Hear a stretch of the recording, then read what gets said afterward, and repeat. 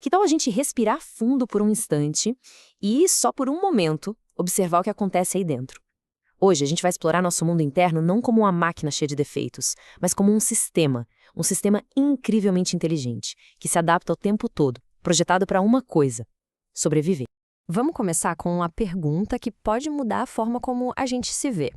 E se toda aquela ansiedade, sabe aquelas reações que parecem vir do nada, ou aquele cansaço que não passa, e se nada disso for um sinal de que algo está quebrado? E se, na verdade, tudo isso que a gente costuma chamar de falha ou defeito for, na verdade, uma adaptação genial, uma estratégia que a nossa biologia aprendeu com base em tudo que já foi vivido para manter a gente em segurança? Pensa assim num alarme de incêndio que é super sensível. Ele não está quebrado. É que ele aprendeu que é muito melhor disparar por causa de uma fumacinha de torrada queimada do que correr o risco de não apitar num incêndio de verdade.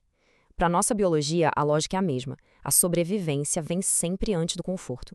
Não é um bug, sabe? É uma feature de segurança. Para entender isso de verdade, a gente precisa olhar para a ordem das coisas.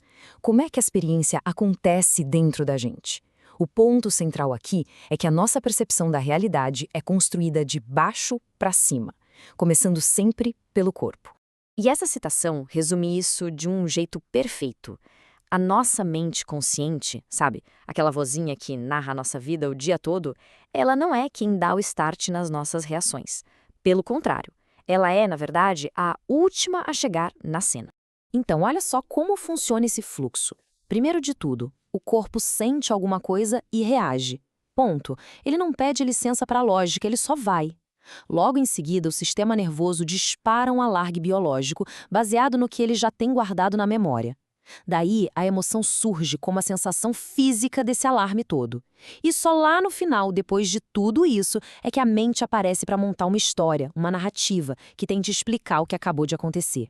Perceber essa arquitetura? Nossa, isso muda o jogo.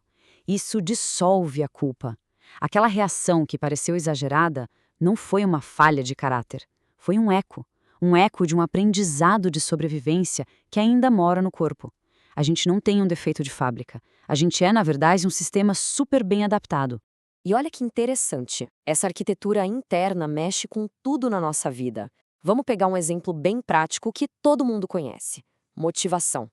Vamos entender direitinho como essa dinâmica entre segurança e perigo define a nossa capacidade de ir atrás das coisas.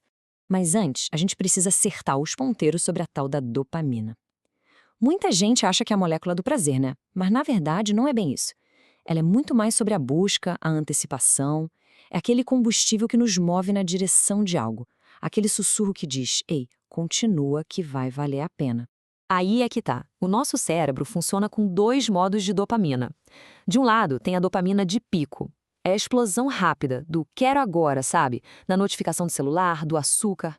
Ela gera compulsão e se alimenta de um sistema em estado de alarme. Do outro lado, a gente tem a dopamina tônica. Essa é diferente. É uma base estável, contínua, que sustenta o foco a longo prazo.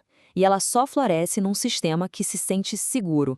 E é aqui que a gente junta as peças. Pensa comigo, se o sistema nervoso está lá, o tempo todo apitando em modo de sobrevivência, ele não tem energia ou recurso para investir no futuro. A única coisa que importa é o alívio imediato. Aquela motivação de verdade, sabe? Aquela que constrói projetos, que constrói uma vida, ela só consegue nascer e crescer num terreno de segurança fisiológica. Tá, legal. Mas e aí? Como é que a gente sai desse piloto automático? Como se cria essa segurança interna? E a resposta, olha, pode até surpreender. O caminho não é uma briga com a mente. É, na verdade, um trabalho de regulação do corpo. E essa ideia, para mim, é talvez a mais poderosa de todas.